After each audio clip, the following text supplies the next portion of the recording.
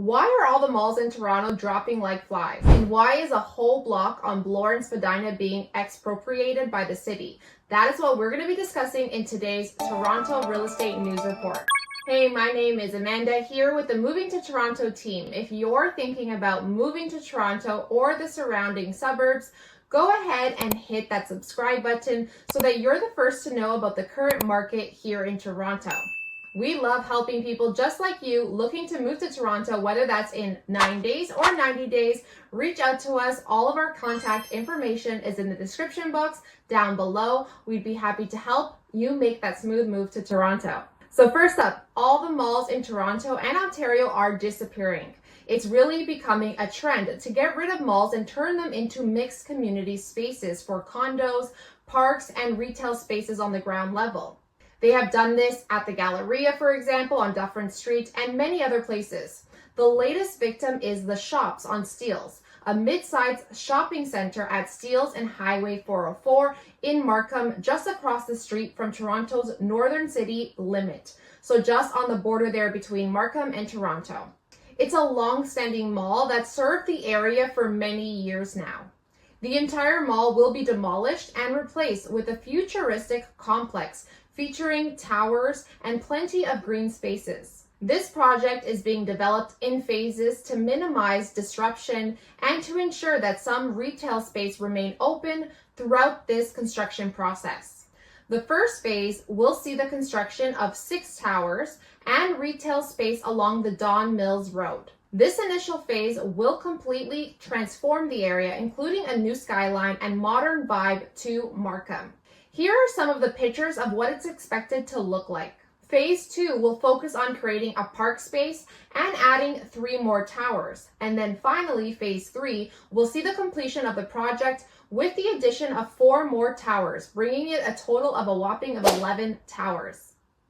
This will create a dense urban community with a mix of residential and commercial spaces. And if you don't think that there's a trend going on, check out this list of all the different Toronto malls that are currently being redeveloped or changed completely and demolished. Check out this list right over here. Either way, this project is definitely a unique opportunity to live in a brand new futuristic community with all the amenities that you can really ask for. Parks, restaurants, shops, all at your doorstep. Plus, with Markham's excellent transportation links, you'll be well connected to the rest of the GTA and the city of Toronto as well. Of course, there are still many details to be finalized, such as the exact mix of residential and commercial space, the types of shops and restaurants that will be included, and the pricing of these condos. But one thing is for sure, this project is bound to generate a lot of buzz. So if you're interested in learning more about this development or exploring other real estate opportunities in Toronto, feel free to reach out to us. All of our information is in the description box down below for you. More and more malls are evolving into vibrant communities where people can live, work, and play. Some people are not happy about these changes and are sad to see that their beloved malls are being replaced with these types of communities, while others are actually liking the change and think that it's making the areas look a lot better. The retail landscape is changing. We are seeing it before our eyes. So let me know what you guys think about these changes in the comments down below. Are you in favor of the changing retail landscape or not? Let me know. Which brings us to the next topic. The City of Toronto is now looking to expropriate businesses on Bloor Street for a subway project at Bloor and Spadina. That will mean the loss of a few retail storefronts, much of which are vacant, but there are some shops like Second Cup, Pizza, Fresh Kitchen and Juice Bar, and Noah's Natural Foods, which are all now listed as permanently closed. Expropriation means to take a private property for public use. City Council adopted a motion on May 22nd to continue negotiations to acquire certain property interests at the address of 320 and 326 Bloor Street West in order to extend the Spadina streetcar platform at the station below.